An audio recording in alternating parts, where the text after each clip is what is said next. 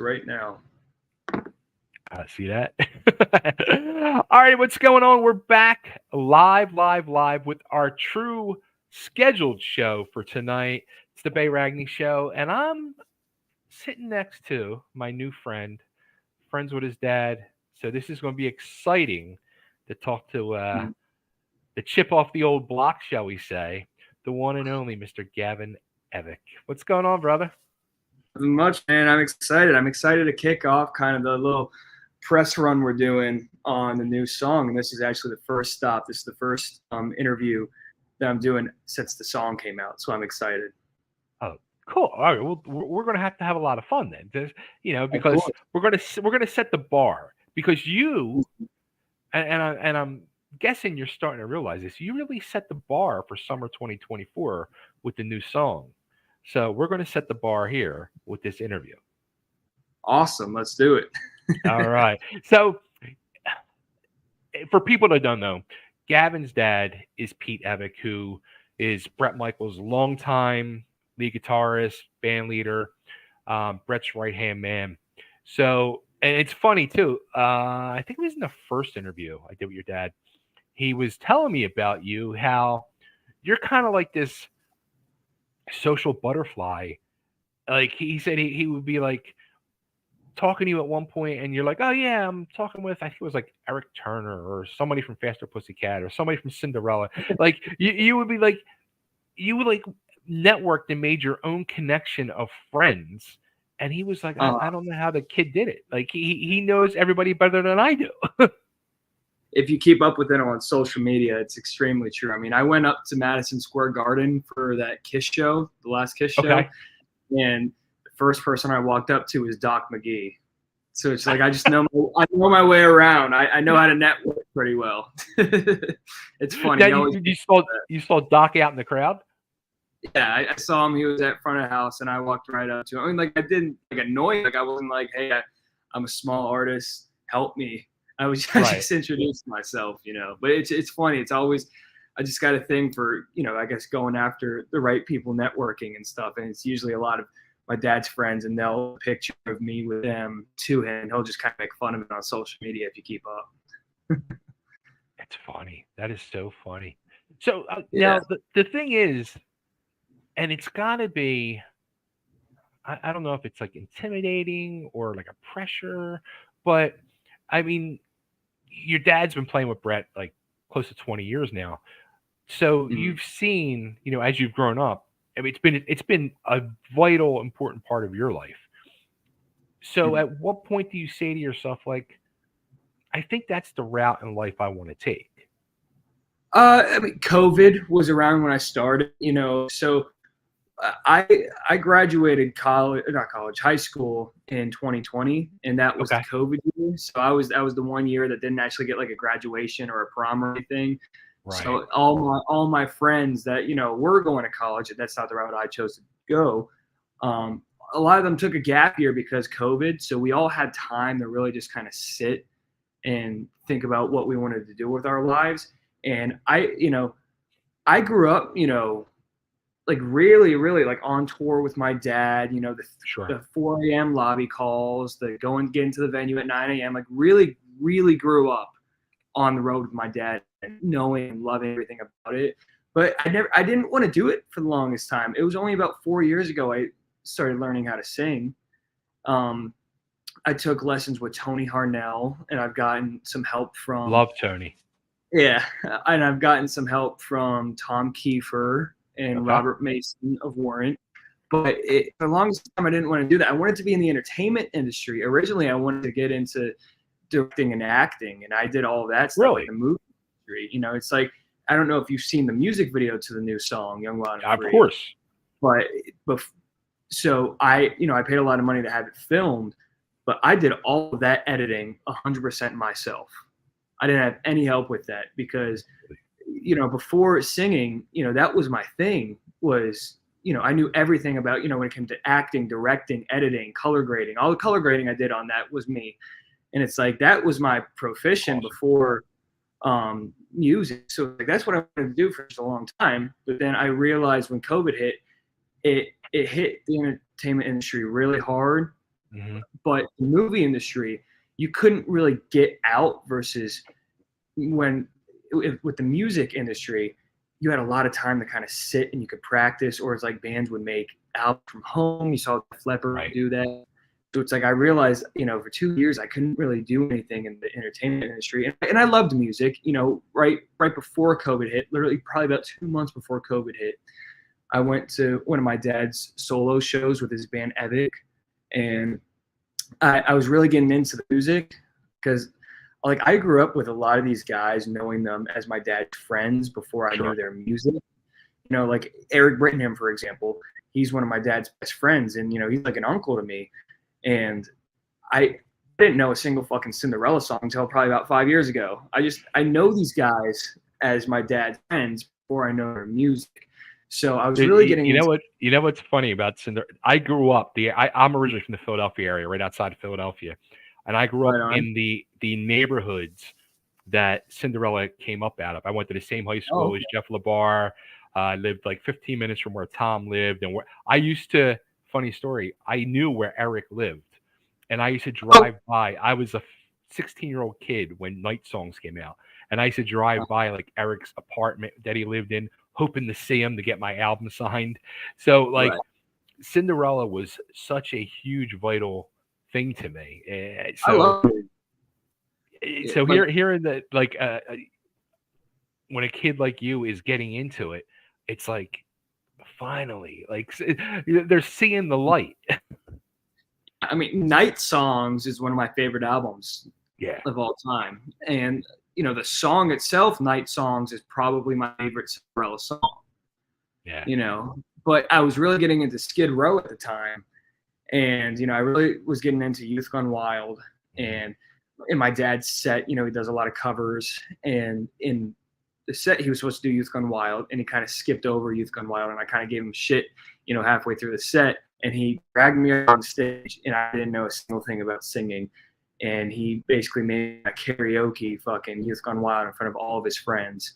And there's that part in that song where, and I've said this story a million times, when it gets to the second verse where it says, "Hey man, there's something you ought to know, Park Avenue," and I didn't know the words. I didn't know the song well enough, so I didn't sing it. And then I realized, my dad's band dropped out, and then the whole crowd screamed Skid Row, and that instant rush of adrenaline just kind of hit me like, wow, that was fucking awesome. Everybody in this room knew exactly what was going to happen, and the music brought everybody together. And it's something that made me fall in love with music, is how much it really connects with people. A lot of people, when they do this, they do it, for the fame, the money, just living the rock star life. Sure. I do it because I truly fucking love the music. I mean, that's why I got into it, is because feeling just the politics doesn't matter. The color of your skin doesn't fucking matter. Everybody was there singing that line, Skid Row, and that made me just want to get into it. So that, if that answers your question, that's how I kind of got into it. I mean, it's honestly like that moment. It's kind of like a drug. It's kind of like doing a drug. Of course, it's the best high ever. Yeah, it really is. I mean, getting on stage is, even if it's 15, 30, 45 an hour, I live for that shit. It's my favorite thing to do, is to get on stage and sing. Man, a room full of people, like I said, it doesn't matter who you are. Everybody's just there to have fun. There's no arguing. There's none of this. There's just, everybody's there and connected by the music, and that's what I love so much. That's why I got into it. So at that point, you get bit with the bug. Do you have a conversation with your dad? Do you have the conversation with yourself? What comes first that you're like, I'm going to pursue this now? Both. I think there's a lot of small things. Like I put that Youth Gone Wild story as it's kind of like the big one. There's a lot of small things leading up to it. I was slowly falling in love with, rock and roll and music. And, I would sing along in the car a whole lot. And then I would sing along, and I wasn't, very good. I was pretty pitchy, but there were certain notes that I would hit in songs that I didn't realize until I was told, like, hey, that's a super fucking high note. and you're hitting those notes. Like, there's some warrant notes. Like the first one I could think of is the one in I Saw Red. That towards like the end of it, he goes way up, and I would easily be able to hit those notes, and then I got a little cocky with it, and I was like, I can do this. Like it kind of gave me confidence. Like I don't know how to sing, but I have a range that is. Listen, I don't think I'm a great singer, but I have a range that is pretty rare in a dude my age. So that's why I kind of took advantage of that, and I started to learn to sing. It was a long process. It took me 3 years to sing, and I wanted to quit every fucking day because you don't see results overnight. I'm still learning. I'm still getting better 4 years into it. But it's a conversation I would have with my dad, and COVID really gave us the opportunity to give me a whole year. I could just really kind of plan out and see if this is, really logical. If I could really pull this off. So me and my dad talked about it a whole lot. Were you had you been playing guitar at all at that point, or did you just start fresh? Wow. Nothing. I mean, at that point, it's funny. I knew a little tiny bit about guitar. Like, I'm still not really a guitar player. That's my first guitar right there. And I'll tell you the story is, I think it was junior year of high school. My dad has an endorsement with Dean Guitar, and they sent him a guitar, and he let me keep it. And then I stumbled across some YouTube videos, some guitar tutorial on the tapping part of Eruption. And I don't know, do you play guitar? Yeah. Well, so if you want to call it that. So the tapping part of Eruption compared to the rest of the song is ridiculously easy. Yeah. And I was able to do it, so that's how easy it is. Right. I made a deal with my dad, not knowing a single thing about guitar. I was like, if I learn this in a week, will you let me play this on stage? And I kind of did, just the tapping part. I kind of learned it, and I got too scared. I wasn't going to do it on fucking stage. He brought me out. Like, I was in Las Vegas with him and 3,000 people, and I kind of reminded him about the deal, and he handed me the fucking guitar. I'm like, dude, I can't do this. I've only been playing guitar for a fucking week, dick. I've tried to learn guitar a few times in my life, and I've never been into it because I think, music theory bores the shit out of a lot, especially my generation. And I think what really got me going I'm nowhere near a good guitar player. I could play rhythm. I could play my way through rhythm stuff. There were a couple songs that are really easy, but that you enjoy. If you tell a kid that doesn't really want to learn, hey, learn, I don't know, Smoke on the Water or Hot Cross Buns or this or that or this theory, they kind of lose their attention span versus I was like, I learned Talk Dirty to Me. That was my second song ever because it's just a power chord. It's just those chords right there. What is it? C, D or whatever, and then it goes down. And it's like, that was the second song I ever learned. And then I kind of sprung off from there. And then, like I said, I'm still not a great guitar player, but a year after that is when I started learning how to sing. And my dad said, listen, you need to focus on just being the best at singing and stop, trying to do both right now. You can get to focus on the singing part right now. So I kind of took a break from learning guitar. Like I said, I could probably play rhythm in my set, but I can't shred. Right. So at that point, then, like, what do you do? Like, do you have like friends that play, or do you like start figuring out how to put a band together, or so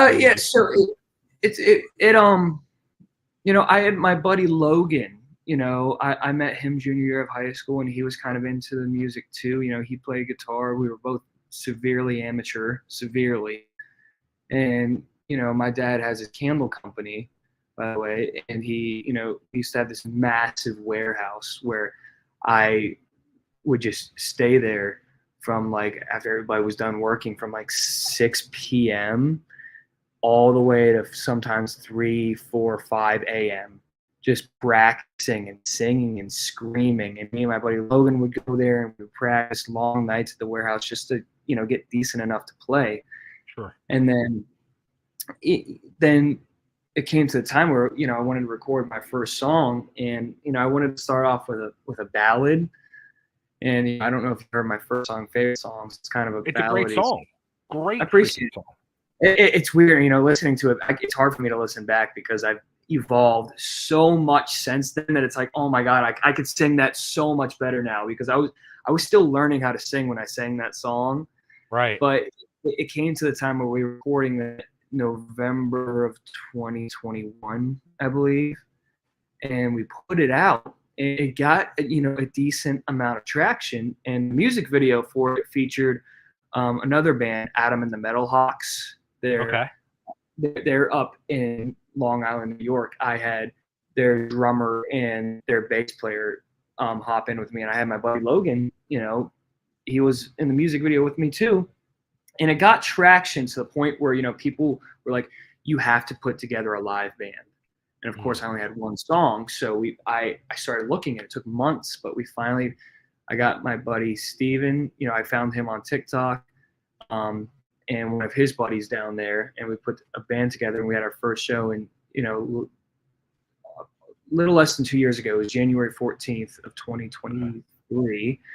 And, we started, just evolving the band, a few members gone, a few members come in.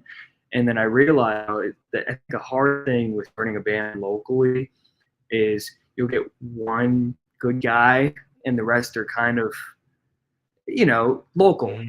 I'm not trying to throw shade at being local. So I said, this is a real thing and we're trying to take off our careers. So I found everybody around that's in a 4-hour radius. Like we practice every week. We practice every week 4 hours away from me. I'm in Northern Virginia and I drive every week to Ocean City, Maryland. Okay. Just to practice. And like $100 in gas there and back and everything. It's like, it's expensive, but we figured this is our lives. We're not going to do it. Somebody else fucking will. There's kids out there that are working way harder than we are. So it doesn't matter how long the fucking drive is or how much money it takes. We were going to practice and we were going to get good. We were going to do whatever we can because, growing up in my pussy generation, it realize, the way Poison and Motley Crue and all them made it, Poison slept in the back of a fucking laundromat or a warehouse for a year trying to make it. And it's like nobody in my generation even fathomed that, wouldn't even think about it. And it's like I told all these guys, this is going to take a lot of time. This is going to cost a lot of money in traveling. We're going to be negative in the bank account the first 2 years, but this is how we're going to fucking do it. This is why so many bands nowadays fail, is because they're not willing to put in the effort. The thing, the way I love too, and I'm sure because your father not only is a musician but he's a businessman, you're looking at it as it's a business. It is 100%. You're not looking at it. Yeah, you're not looking at it as like, oh yeah, we're going to be rock stars, we're going to be rich and famous, and this and that. You're looking at it like, we're going to have to invest a lot of money, a lot of time, and maybe in 2 years we might see a dime. Yeah, no, exactly. We're on year 2 right now, and it's we're lucky enough. I literally 2 days ago or this morning, I just got back. We did a really awesome big show with Warrant and Lita Ford out in Tucson, Arizona, and we're from the DC area, so traveling a whole band, 5-6 people, 5 members, plus my guitar player's dad to help roadie and support. That's costing near the whole trip probably about almost $4,000 to pay for everything out there, flights, hotels, food, rent cars. That venue's not going to pay us $3,000 to $4,000, but it's costing us that much to get out there. So it really is a self-investment. That's where a lot of bands stop, is when they don't realize the first couple years is not not like the Nickelback song. It's not Rockstar. It's not going to be the first 2 years. And I think people and the guys in my band, they're doing it and they're happy about it now. But I think for anybody, it's a hard realization that you don't get that $200 paycheck right away. And a couple of my guys, like my guitar player, his name is also Gavin. We call him Little Gavin. He's 17 years old. We got him in when he just turned 16, and he's been playing the Ocean City music scene for years. And so he's used to those 4-hour sets where they just kind of will throw $1,000 at you. He's used to kind of getting, a bunch of my guys are used to kind of getting that check up front, which is kind of being entertainment for 4 hours. And it's a different fucking world being an original band and growing it. You don't pay. Most people pay to play. You know, there's been a couple of bands that, you know, I'm lucky I've never, ever had to pay to play a show specifically. Sure. I know we're coming out of pocket for our travel sometimes, but, you know, there's certain bands, I mean, I'm not going to name, that, you know, want like $25,000 to buy onto a bill and stuff like that. So that's how you grow an original band. And it's hard, you know, especially Nashville musicians, you know, they want to be fucking hired guns and they want to get the paycheck up front. And it's growing an original band from the start is really hard. And I'm glad I have a band around me that's willing to do that with me. That's our drive. That's why we're doing it. You know what, too, and it makes me wonder is about, and you've mentioned a few times, your generation generation is also, and the whole music scene as a whole, it's weird because it's not very rock oriented or rock famous. It's all the hip hop world and stuff like that. Right. But the funny, crazy thing, or even country, the funny, crazy thing is, and confusing too, if you think about it. Look at all these country artists. Look at even some of these hip hop artists. They're all going out and they're doing rock songs. I mean, freaking Carrie Underwood's doing fucking Ace of Spades in her sets Guns now. Rose, you know, she's doing all that. Yeah. Like they're all doing this rock stuff, but yet it's just still the rock isn't where the hip hop is now. It's not like where the rock was, you know, 30 years ago. It's weird. It's just weird. It is weird. And I don't know where you're in on modern country, but a lot of the rock guys have really gone the country. Yeah. So when I, you know, make music, you know, and I love like Metallica or, you know, I like heavy shit, but, you know, Young, Wild and Free and favorite songs, they're rock songs, but I made them specifically to be not very niche in the sense that most mainstream music listeners could enjoy it, including country fans. Because if you really pay attention, every single fucking country fan loves Sweet Child of Mine, Pour Some Sugar on Me. Literally 2 days ago, my dad and Brett just played a 60,000 person country festival, Barefoot Country Music Festival, and they're playing Poison songs in front of 60,000 country fans. You know, you got every single country fan loves a lot of the 80s rocks, just not a bunch of new rock that portrays that fun shit that people love.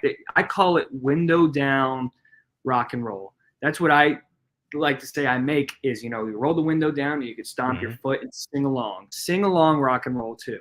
And I feel like that's a big void, you know, in the modern rock and roll industry, is that, you know, it's kind of really just gone the cool sounds and I guess cool vocals more so than just fun.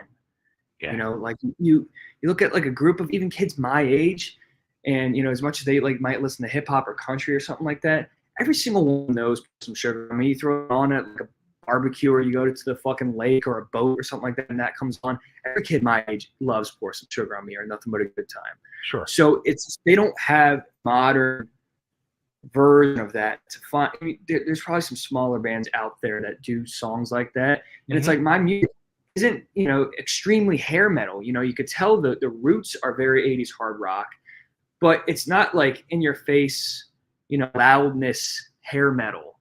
You know what I'm saying? So it's got the influence. You know what it's, and actually your PR guy, when I was talking with Dave the other day, I think Dave, he said to me, because we were talking about the single, the band he said, I was like, that nails it. Cheap Trick. It's got that rock, pop, catchy, hooky song that is just what you described. Roll the window down, crank it up, stomp your foot, arm out the window, singing along. And that's what, and honestly, your first single is that same way too. So I went back and listened to that because I hadn't heard it in a while, and I went back and listened to that, and I'm like, this is a great fucking hooky, catchy song too.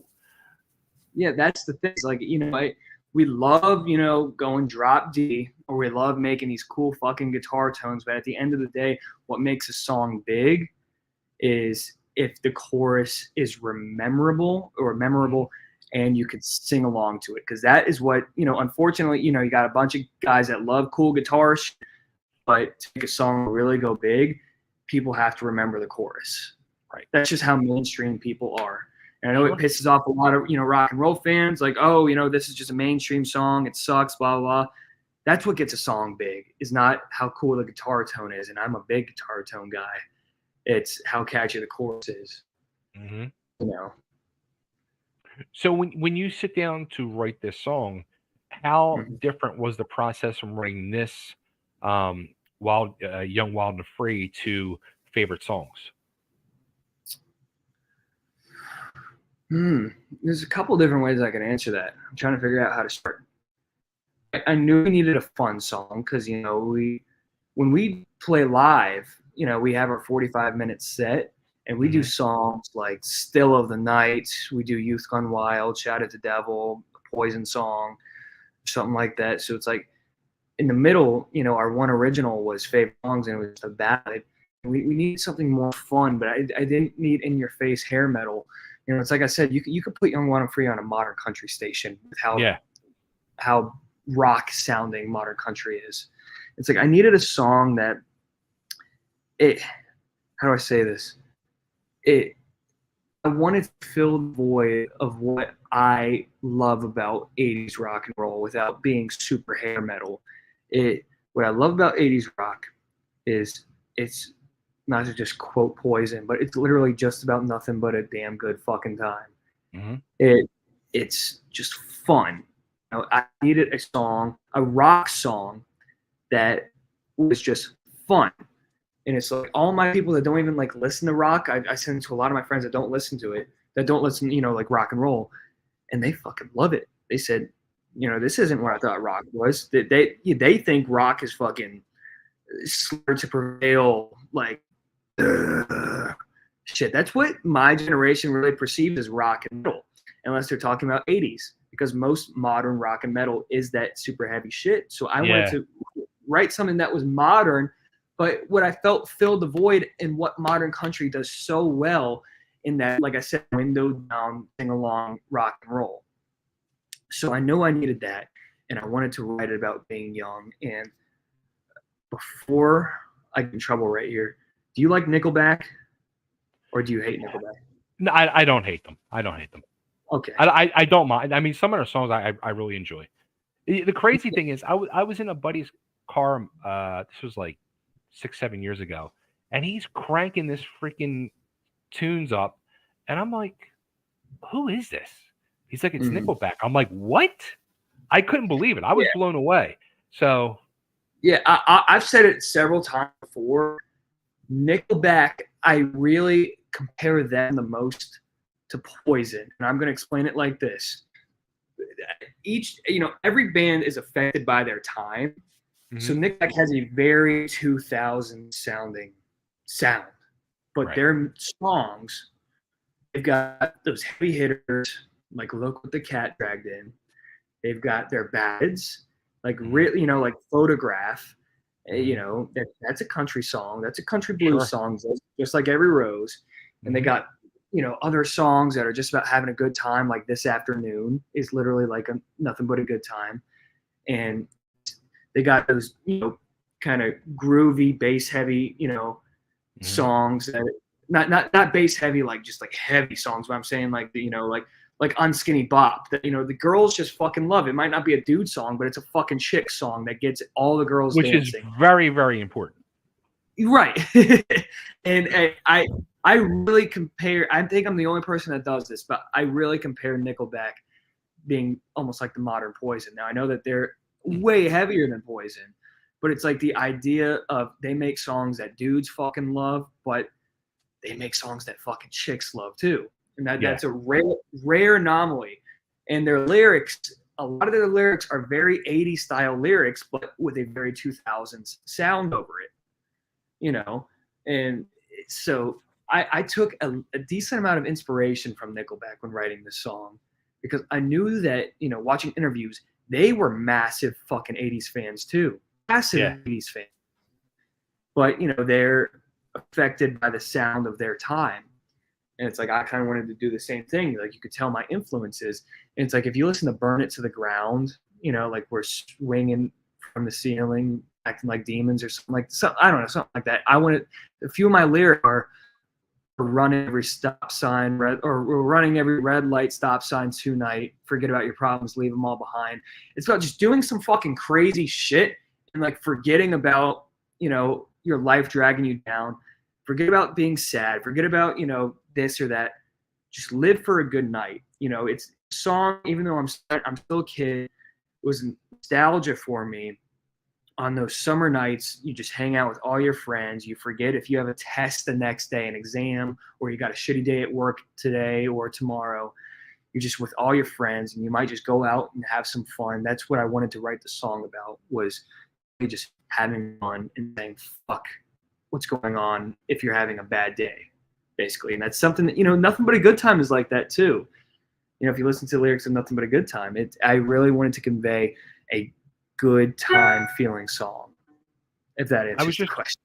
I was just trying to look up because Tommy Lee did a song with what's his name, Chad Kroeger from Nickelback, years ago on one of Tommy's solo albums, and it's a killer heavy rock tune. And I was just trying to look it up on Spotify, but Tommy doesn't have that album on Spotify. But I'm sure if you do a search, you can probably find it, on YouTube or something. But it's a killer heavy grooving rock tune. It's a badass tune. Yeah.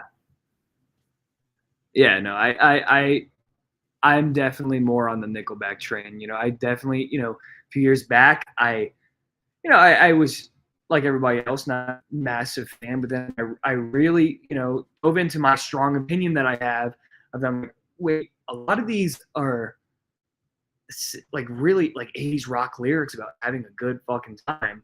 And they've got some killer riffs and shit too. So it's like that really, I put two and two together. I'm like, I actually love this kind of music. I was with everybody and not liking it at first, but then I realized, it's like I just like songs that are fun, and they have a lot of really fun songs. But a lot of people don't really credit their musicianship.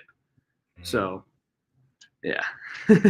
So the single "Young, Wild, and Free," as you're writing it, because you mentioned earlier in the interview you were looking to get into the entertainment business, filming and doing movies or stuff like that. Are you picturing in your head the video? Because the video is fucking picture perfect for the song. And the funny thing is, I was watching it the other day as I was talking to Dave, and I'm like, because I used to go to Ocean City, Maryland every year for a vacation. Oh, really? Okay. So I'm like, I know exactly. I've been on that fucking Ferris wheel. I know right where it's at. I'm like, I fucking loved Ocean City, Maryland. So it really made me feel good, and even more so seeing you did the video there. Yeah, I always had the idea, it's a fucking summer song, and we all kind of put to it. We put a lot, we realized a lot of things. We had a lot of assets that we could have used, like where half of my band lives in Ocean City. So why not take advantage of that? And I had different ideas for the music video as well, but it's like we didn't know how much we were able to pull off. It was we filmed it only a month ago. Wow. We filmed it Memorial Day weekend, or 2 days before Memorial Day weekend. Wow. Okay. And we were getting worried because summer season was coming up. That's a weekend for Ocean City, and my dad was like, hey, let's have that ferry on the back. I think that would be awesome. And I said, let's do one better.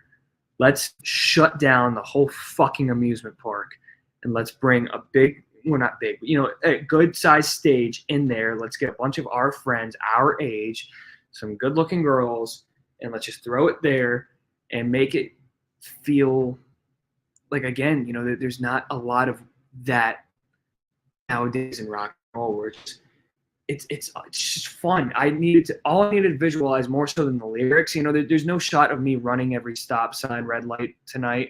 None of that stuff. There's no shots of that. The whole music video is just fun. It's about kids my age just having fun. You know, they're singing along, and like, if you look carefully, you know, the young, wild, and free part. It says we are young, wild, and free, or we're young, wild, and free.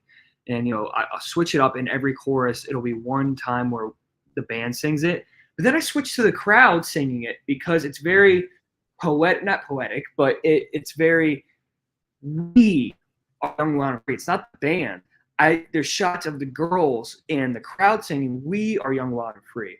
Right. It's everybody. It's supposed to resonate and relate to everybody of my age group and other age groups. You know, I think the sound is very nostalgic to our age group, but for my age group, I needed to connect and it to feel like it's a song for us. It's an anthem for us. It's a summer anthem for our generation.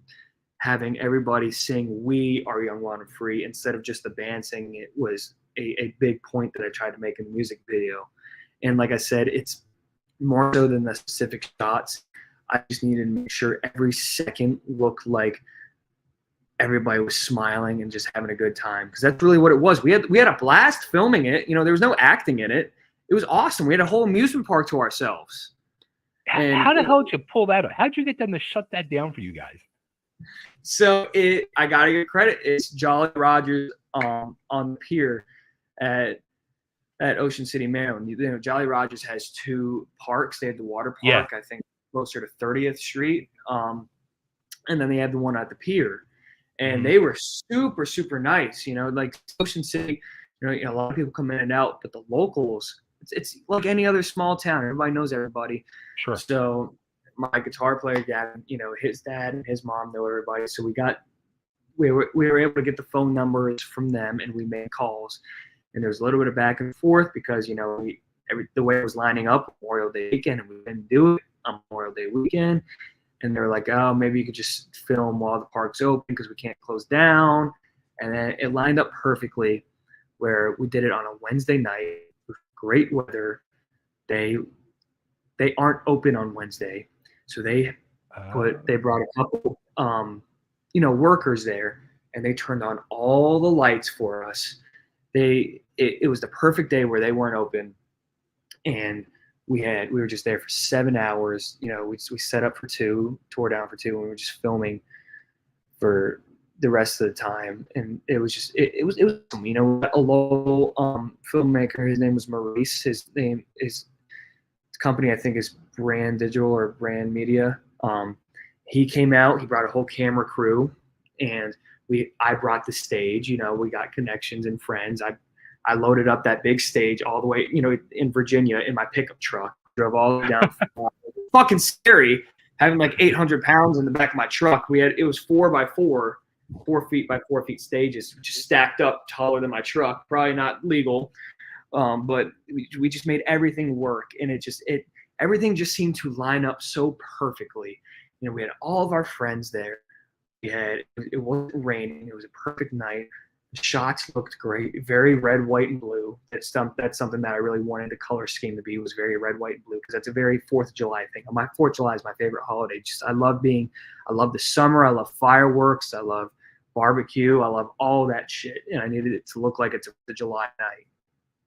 And it just lined up perfectly. Every single thing lined up perfectly. They let us use the park for free. I shouldn't have said that probably, but they figured it would be great promotion, you know, and they had professional footage of the park filmed for them. And you know, not that I was expecting the song to be super successful. One could always hope, but I think the song is doing a lot better than we were anticipating, in the sense of literally 2 hours ago from now, it just got played on Hair Nation on Sirius XM 2 hours ago from now, and new music doesn't get played on Hair Nation. No, I'm sure, not at all. I'm sure you know that. And you know, that speaks volumes. That I can't be more thankful. Yes, you know, there's a little bit of, you know, we have connections to make certain things happen, but it wouldn't happen unless the people had faith in it and the people actually liked it,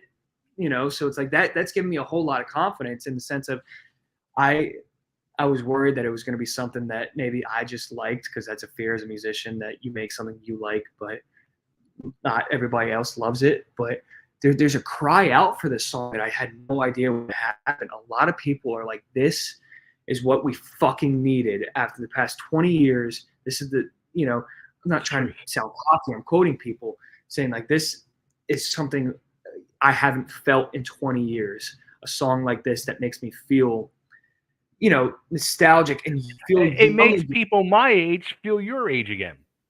Right. I didn't realize that, like I said, I knew I was trying to fill in a void for my generation, but I didn't realize it's like how passionate a lot of people from your generation are about this song too. It's like, I think a lot of people are tired of what's getting put out nowadays.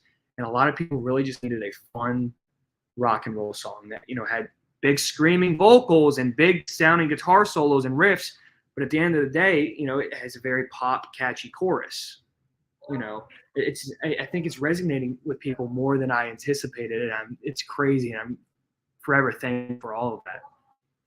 I think the biggest deal of approval for me that made me really like, all right, well, this is real, was when I saw Stevie Rochelle from Tough and Metal Sludge, where he put it up on his site praising the song. And I've known Stevie for years, and I know Stevie don't pull no fucking punches. He is no bullshit. No. If he thought the song sucked, he would not put it out there. When I saw Stevie put it out late last week, I was like, wow, this is fucking real now. This is really like, this is gonna happen for this kid. Put that in perspective, especially for your viewers and stuff that don't know Stevie. He doesn't pull any punches, and I love Stevie. And if he sees this, I mean this, out of good heart and everything. When Stevie, likes something, it's all right. It's good. It's all right. It's not amazing if you like something. If he doesn't like something, it's the worst thing in the fucking world. Exactly. That's fucking Metal Sludge. That's what Metal Sludge is. And when Stevie first heard the song, this is in a public comment, so I could say it now. He wasn't a fan of the song at first, actually. I think he thought it was a little too long, and I think he just thought it was all right. Right. But he saw the video. I think the video is what's really doing it for people. And all of a sudden, it puts it over so much.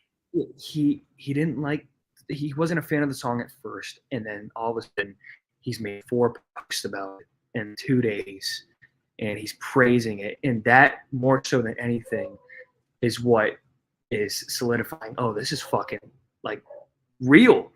Like Stevie Rochelle is posting about it several times and commenting on every post about it too. He's commenting on the post. Yeah. And I'm like, that's amazing. And I know, Stevie is a friend of, me and my dad. And I know that, a guy like that, he doesn't hold punches back sometimes. And the fact that he's praising it as much as he is probably the greatest thing I've felt for the release of the song, is that how much Stevie loves. So well, I think too, like what Stevie, like you said, it took Stevie to see the video. And I've been saying this for years. In these interviews I've been doing for the last 12 years with people in the music business. And it's mind-blowing to me, believe it or not. Like many people who I've done interviews with, and they were like, like some of the old school generation were like, well, it's just YouTube. We don't have MTV no more. So video isn't really important. And I just like want to go, are you fucking stupid? Like I'm biting my tongue. I want to say so bad to them. And you are proof, because you have a great song there, but you have a fucking amazing video that makes the song 10 times better, because it's just a perfect package. You're presenting such a package, and it just makes everything fucking fall into place. Yeah, and I've said this to several people. I think in the last 5 years, especially, the idea of the music video has really, really died. Yes. And I would say, and I mean, maybe before 5 years, but a lot of the way you grow your music now is short form content, and maybe just a Mm-hmm. cheap little iPhone video of you singing it, like, oh, this song is about this and that, and try to relate with people. And the idea of the cool music videos really kind of died. Now I don't know if you're a fan of Falling in Reverse or Ronnie Radke, but he's keeping the music videos alive. He puts out like $1 million production music videos, and it's like I thought to myself, I'm such a film guy, and it's like I have such a vision, and I visualize everything, every single one of my thoughts. I visualize and how I can make real, every lick, everything I do in a song, I I make a movie for it in my fucking head. Mm. Like a lot of people just love, just the song, and I love music in the songs too. But in my Right. head, I'm like, how can I visualize not just the specific lyrics? How can I visualize the emotion I had when writing this song? Mm. That's the difference. A lot of people in music video, they'll visualize the lyrics like a story. This music video is not really a story. It's a visualization of what Mm-hmm. it is to have a fun summer night.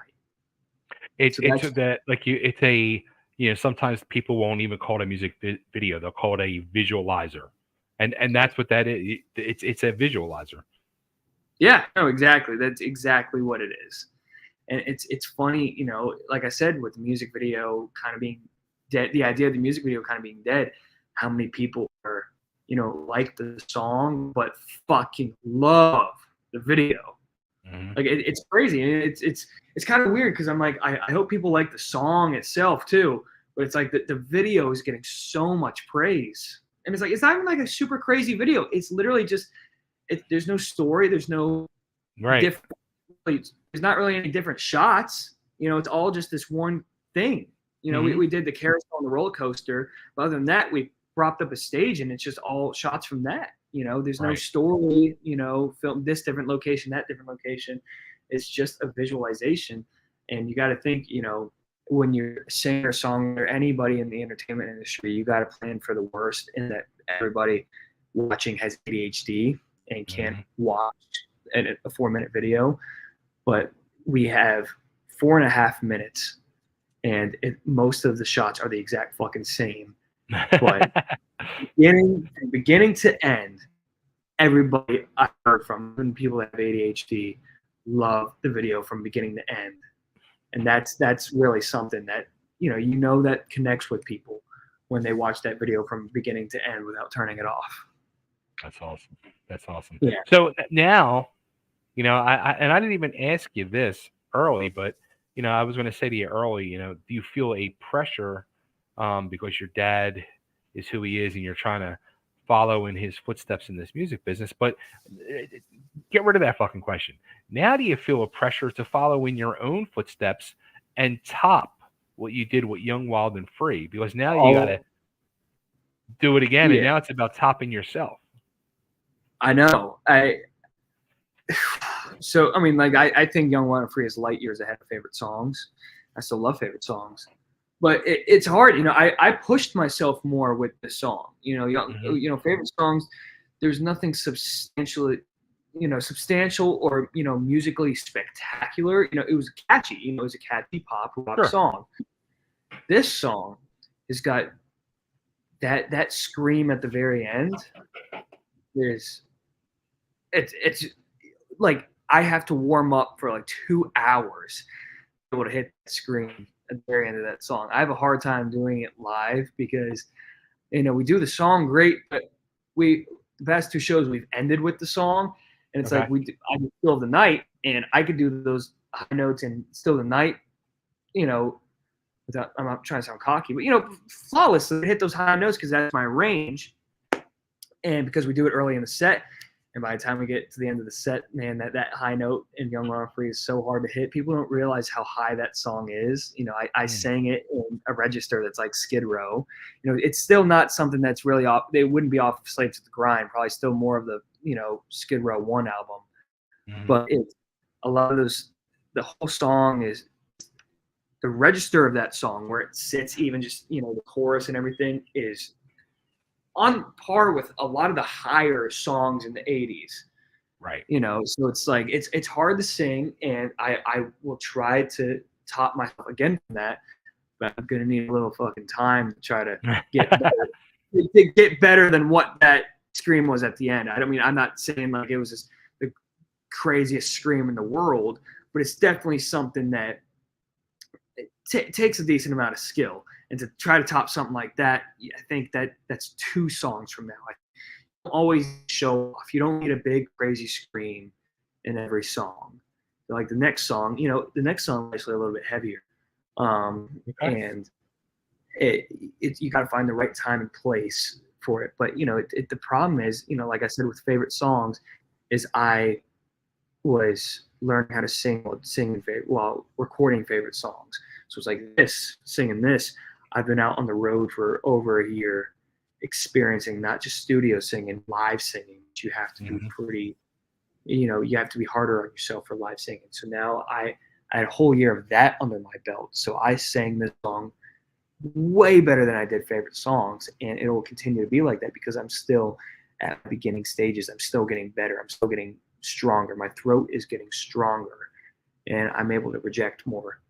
So the next song will have even better vocals and hopefully a more catchy chorus too. You'll always try to top yourself. So what?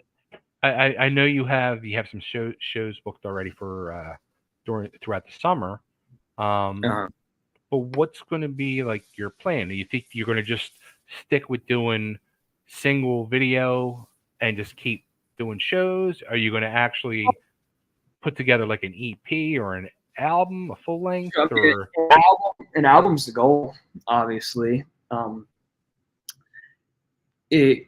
Going all the way back to the beginning of our conversation, kind of about sacrifice when growing a band and stuff. mm-hmm. The hardest thing, the biggest challenge that my band faces right now is, my drummer who's 25, he has 2 babies and stuff like that. And we all have lives and stuff like that. I'm not blaming it on him. That sounded like I was. But I'm saying we all have lives and things we need to do. Sure. And most people that make albums, they have a cheap in their garage, or it's a record label that gives them a big advance, and they're able to do it for a living. So it's like I see putting out singles and touring more until this is sustainable enough to actually do it full time. And once you're able to do it full time, it's so much easier to put together a whole album. Right now we're doing it on a single basis. We can only do it for so long. You can't really. It's hard to put out more than 4 singles before an album. Yeah. So we will definitely see an album, and sometime soon in the future, because we can't be less than halfway there. We have 2 singles, and you can't put out 2 more singles without putting out an album. So you will see an album shortly. We have all of our song ideas, but it's hard with the touring and the being so far apart and us needing to practice to really get those out. So we have all the songs and the ideas, but we're waiting till we could actually put the quality in instead of the quantity.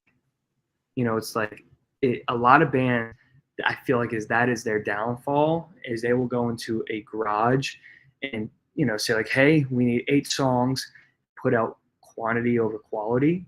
Mm-hmm. I think that's a big downfall of modern bands my age, is putting out too many songs that are just okay. I try to make sure when I put out a song, not that it's the greatest song in the world, but it's a song that has a good chance of going viral. My favorite song didn't, but we're not putting out a song that we think just sounds cool. It's something that needs to resonate with people too. Well, I think not even like you said, bands of your generation. I think it's a lot of bands in general. They're I think in this day and age of the music business, artists can just get away with just do a single and a video. Like there's a band from out in Hollywood that I've become friends with. They're called Butterside, and I've interviewed. Oh yeah, with Sam Colton. Sam Bam. Yeah, he plays with them. So I've interviewed Patrick numerous times over the years, and early on, Patrick said to me, he said, look, he said, we could load up and we can get in a van and we can do a drive around the fucking country and we can play to 50 people and lose money every show. And I don't want to do that. I've already done it. He's like, I rather write the best fucking songs I can and make an amazing video and put out a song at a time and let it grow and fester and build up our audience and following around the world before we plant our ass in a van and go lose money. And they've been doing that for like the last 4 years. And they just did a month-long tour with the 69 Eyes like 2 months ago. It was like the first time they toured in years. All it takes is one hit song. That's why I'm so more for quality over quantity. Yeah. Because it's, you know, your fans will know all of your B-side songs, but let's be honest, everybody in the fucking world knows Kickstart My Heart, and Motley Crue is a massive fucking band. Not everybody knows, you know, something like Dancing on Glass. Yeah. Or You're All I Need, or one of their, you know, I don't know if those are B-sides, but, you know, you could put out a million, you know, songs that, you know, are good, but it takes one really, really good quality song to drive you, not a bunch of good songs. Yeah. Does that make sense? I mean, I love You're absolutely right. I think Dancing on Glass is fucking amazing. I love that riff. And I love, what's the other one I need? You're All I Need. You know, it's a powerful ballad. But Kickstart My Heart is the reason Motley Crue's doing stadiums, not Dancing on Glass. No, you're right. That's why I'm all for quality over quantity. You know. So one thing too, let me ask you this. So first single, you put out favorite songs, and you're Gavin Evick. Yes. This single is now the Gavin Evick Band. Yes. What was the decision to now call it the Gavin Evick Band? You know, I didn't really have it when I released it, and I realized, you know, I have a war back and forth with myself, because I do truly believe that the idea of I'm not going to say I believe it, but the evidence kind of shows that the idea of a band doesn't really work that well in today's age. A lot of it is solo artists, and I'll explain this in a sec. Okay. You know, you know, a country artist, you know, you look at, you know, any really, you know, festival like that, it's all solo artists and they have their bands like that. Okay. That's kind of the route I was trying to go, because I thought that would be stronger. But, you know, my band now, I've put together such a amazing group. And, you know, obviously I already started with Gavin Evick, and I kind of, not that it's big, but, you know, I was growing the brand already, and I established it. And I'm like, I need it to resonate that with people that, you know, it's still, you know, me and Gavin Evick, but it's the band too. Like, it's, you know, all of my guys there, like, I have like 4 other frontmen, you know, it is the band. And it was a little too late to actually put out a band name. And when you're Gavin Evick, you know, that could be a guy that gets on stage and sings along the backing tracks. When you hear Gavin Evick Band, you know you're getting a fucking rock and roll band. You know, when you put band in the name and associate that it's a band, it's a band. You know, so it's more than just me. You know, it was me 2 years ago. It was just 2 years ago. Now, you know, if you come out to one of our shows, every single one of my members is out there running around just as much as me. It has the same amount of charisma, and we really treat it like, you know, it's a band in the fucking 80s. You know, you knew who Nick Mars was. You knew who Tommy Lee was. You knew who Nikki Sixx was. You know, I thought the idea of that when I started was kind of dead. That, you know, it was really kind of about the solo artist nowadays. Right. But bands, you know, slowly, I don't want to say proving me wrong, but, you know, showing that it's not just the solo artist anymore, that, you know, a band still kick ass. You know, if any of that makes sense. They do. No, it totally. Yeah. Good for you. Good for you. So, all right. So you got some dates coming up. you're actually you're playing the whiskey, the world famous We are. whiskey go-go. Yeah, we're playing with Faster Pussycat, and I didn't realize this until recently. When you play the whiskey, I didn't realize they put like 6 bands on that bill as well. Yeah. Like I thought it was us and Faster Pussycat, maybe other band, because we've played with Faster Pussycat before.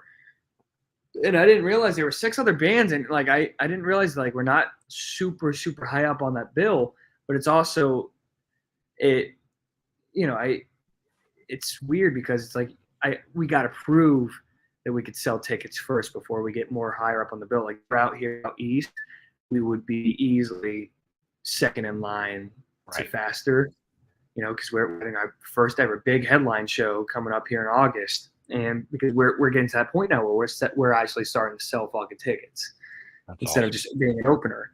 And it was weird. It was it was eye opening to me that I might be the big deal here. I could sell tickets, but it's like I've never been over to over there to the whiskey, and I realized there's 5 other bands that are just like me that they're the kings of their town. So it's like you gotta.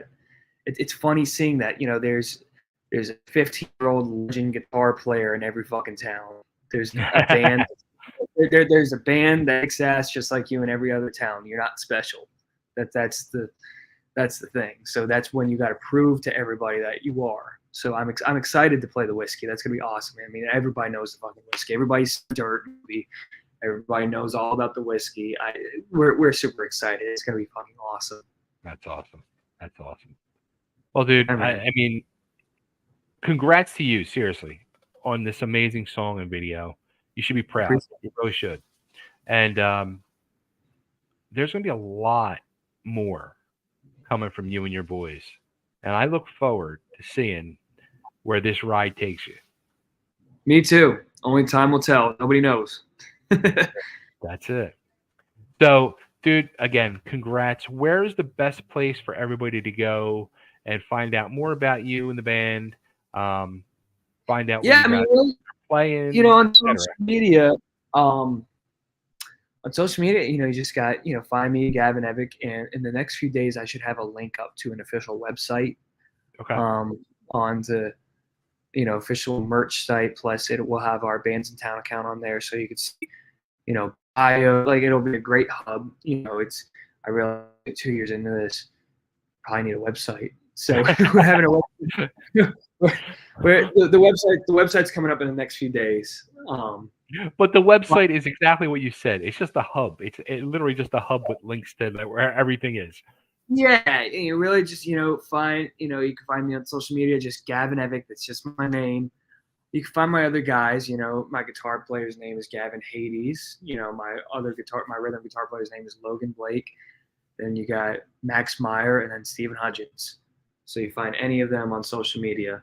But if you find one of us, you'll find the rest of us on each other's social media too. There you go. Yeah. Dude, this was a lot of fun. Seriously. It was a good conversation. It was a great start to the I guess you could say the press kick to doing Young, Wild, and Free. I'm excited, and I think this was a great start. And it broke me out of I haven't done an interview in a few months, so it. You did great. Seriously, you did great. You didn't badmouth anybody like your dad would, but don't do that yet. Yeah. It's too early for you to start badmouthing. Not yet. I need a little more before I do that. Yeah. A couple more singles like Young, Wild, and Free, and then maybe you can start dropping some bombs up for Honest. Right. Do me a favor. Awesome, man. Smack your dad for me. Give him a hug for me. He's texting me right now. He literally just texted me saying, "Did you post yet?" Because I'm supposed to post about the Sirius XM thing, and I'll do it after this interview. And he texted me the second it hit 9:00. Did you post yet? Give me a sec, Dad. So I'll give him a call. No, Dad, come on, relax. The kid's working. I know. What if he's watching right now? I'm about to get a nasty text. There you go. See? He just there we go. Yep. Too funny. So, Gavin, cool. All right, man. Thanks, man. Great talking to you. Yeah. And everybody else now. try to get up to this level of this interview we just did. Awesome. Appreciate it. All right, dude. I'll talk to you soon. Best of luck, and Thank you. tell your dad I'll be in touch too. I will. Take All care. right, man. You too.